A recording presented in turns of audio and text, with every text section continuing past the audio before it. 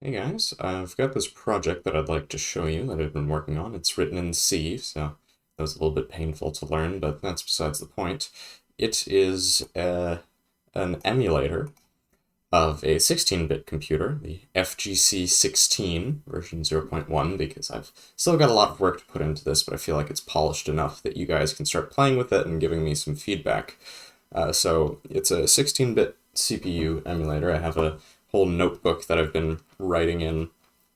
I got like 10 pages of how this thing works. I decided to actually plan something out before starting on it for once. I know. And I actually restarted it once. So I guess this is version 2, but either way.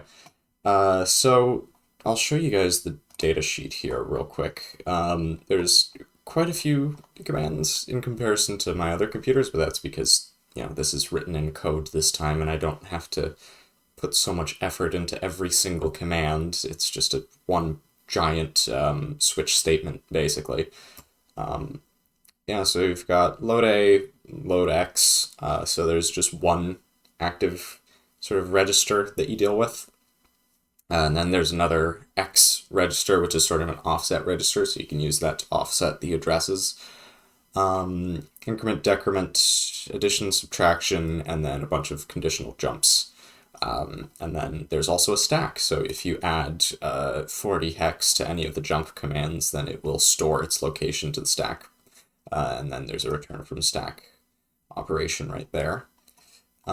Just some keywords and definitions of the BS language that I use because I don't know the proper terminology, but hopefully this you'll get to learn it. But hopefully this will describe it enough that you can start to get an understanding of what's going on.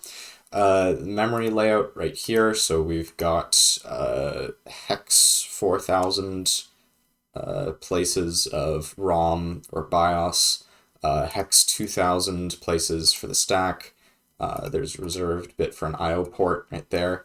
And then the rest of that is reserved. And then we've got hex 8000 of RAM.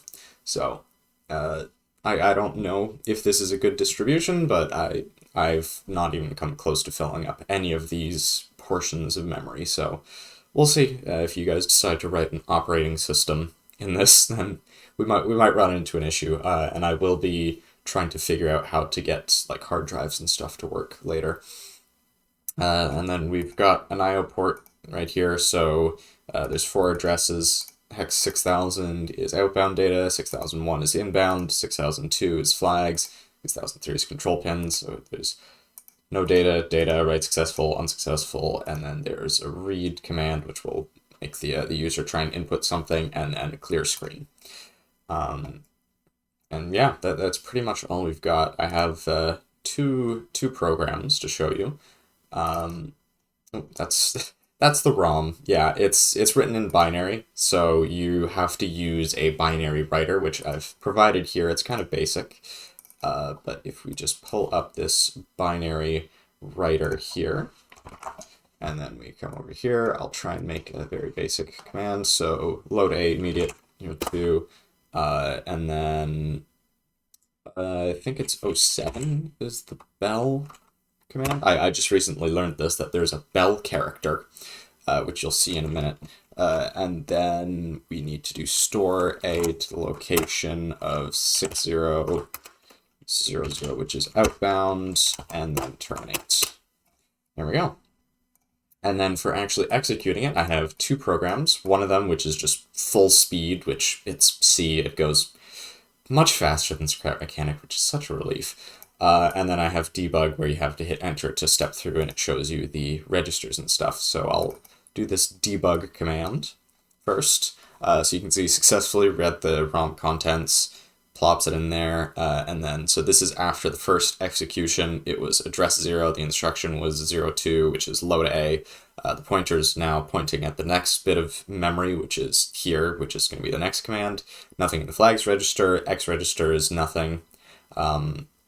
The X register is 2 bytes, just because it's a 16-bit computer. And then in the A register, we have 07 loaded up. And then if I hit enter this time, it should save. There we go. And it plays the bell character, which is what that is. Yeah, this only works on Windows. I'll say I'm pretty sure the Bell character would still work on Linux, but this I'm pretty sure only works on Windows. And I mean, you have to recompile C depending on what operating system it is. But I think there might be some code in there that only works for Windows. But oh well. And then program terminates. That's done. And so I'll run this full speed guy. You can see it just. I mean, it's only 2 instructions, but still. And then here I've got some sample programs. So I've got a 2-byte adder right here. I did this before I made the I/O ports, so it won't actually output anything. So let's go to the bin writer here. Just paste that in. If you're wondering, Control V does not work. You have to right click. It's interesting, but yeah, just right click and it pastes whatever you have. And then right to exit this, you just type in a non-hex character, so Z. And now if we go into debug,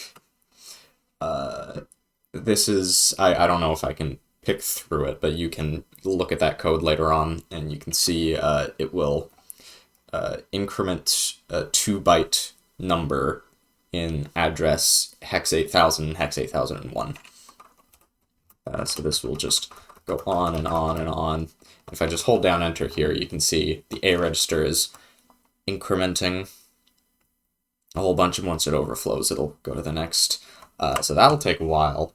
But if I were to run this program, it instantly finishes, which, oh my god, I love this. Compared to Scrap Mechanic, this is such a nice system. And then I've got one more program to show you. This is an I/O test. It's just gonna ask for you to input some characters, and then, or well, it's not gonna ask, it's gonna expect you. It doesn't have a prompt or anything, but it will ask you by freezing. So you input, you just input some text, and it throws it back out at you. And that's it. And this is how much